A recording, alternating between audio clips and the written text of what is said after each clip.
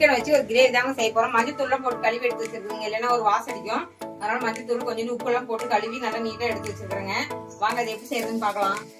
கிரேவிக்கு தேவையான அளவு எண்ணெய் ஊற்றிக்கலாங்க. ஏன்னா இதுலயே கொஞ்சம் கொழுப்பு சத்து இருக்கிறதுனால கொஞ்சம் எண்ணெய் நிறைய தான் வரும். எண்ணெய் ஊற்றி வச்சுங்க. வெங்காயம் போட்டுக்கலாம். பொடியா கட் பண்ணி எடுத்து வச்சிருக்கிறேன், அது போட்டுக்கலாம். இஞ்சி, பூண்டு, பச்சை மிளகாய் 2, கருவேப்பிலை இதெல்லாமே போட்டுக்கலாங்க. தேவையான அளவு எடுத்து வச்சிருக்கிறேன். நம்மளுக்கு காரம் எவ்வளவு வேணுமோ அதுக்கு தகுந்த மாதிரி நம்ம எடுத்து போட்டுக்கலாம். இது வணங்குறதுக்கு வெங்காயம் வணங்குறதுக்கோசரம் கொஞ்சமா உப்பு போட்டுக்கலாங்க. அப்புறம் பார்த்து போட்டுக்கலாம். கிரேவி மாரி வரதுக்கோசரம் வெங்காயமும் தக்காளியும் போட்டு வணக்கி ஆட்டி ஊற்றி வச்சிருக்கிறேங்க. இது கொஞ்சம் அப்படியே ஊற்றிக்கலாம். இதுக்கு தேவையான அளவு மசாலா போட்டுக்கலாங்க. மஞ்சள் தூள், மிளகாத்தூள், அப்புறம் கொத்தமல்லி தூள், கறி மசாலா தூள், கொஞ்சம் ஜீரகத்தூள் இதெல்லாம் இதில் போட்டுக்கலாங்க. நல்லா இந்த எண்ணெயிலேயே நல்லா வணக்கி விடலாங்க. மசாலாம் போட்டு எண்ணெயிலேயே வணக்கி வச்சுங்க. இப்போ கழுவி வச்சிருக்கிறேன். இதுக்கு சேர்த்துக்கலாம்.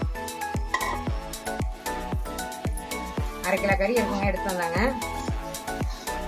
நல்லா இதில் போட்டு பெருத்து விட்டுக்கலாம் 2 நிமிஷம். வெங்காயம் வணங்குறதுக்கோசரம் உப்பு போட்டுருந்தோம், கொஞ்சமாக தான் போட்டுருந்தோம். இப்போ இதுக்கு தேவையான அளவு உப்பு போட்டுக்கலாங்க.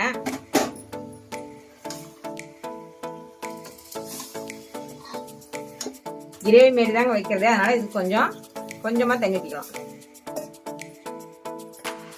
ஒரு 4 விசில் விட்டு எடுத்துக்கலாம். மூடி வச்சாச்சுங்க. ஒரு 4 விசில் வரட்டுங்க, அப்புறம் ஓபன் பண்ணி பார்க்கலாம். அவ்வளவுதாங்க, 4-5 விசில் விட்டாச்சுங்க. நல்லா கிரேவி ஆயிடுச்சு.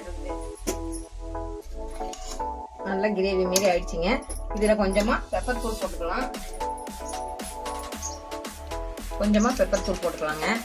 நல்லா டேஸ்டா இருக்கும்.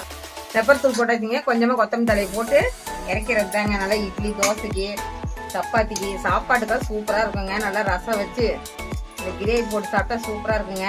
போதும், அப்படி கொஞ்சமா ஊற்றினாவே போதும், நல்லா சாப்பிட்றலாம்.